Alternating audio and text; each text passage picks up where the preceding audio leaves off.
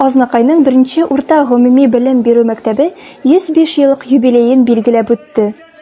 Мәктәптә кунакларны зур экранда барган үткәннәр хроникасы каршылады.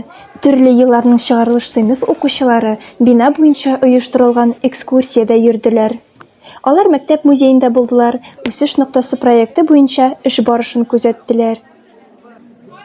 Шулай ук укучылар куйган театраль күренешне карадылар. Китапханәдә якташыбыз язучы Марсель Галиевка багышланган әдәби хәзинә белән таныштылар. Чараның төп өлешендә концерт программасы гөрләп үтте.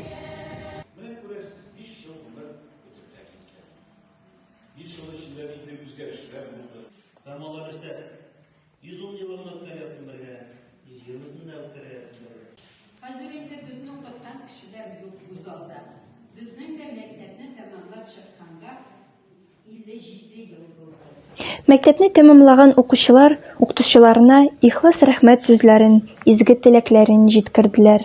Тантаналы чара дәвамында күңелгә үтеп керерлек моңнар, җырлар яңгырады.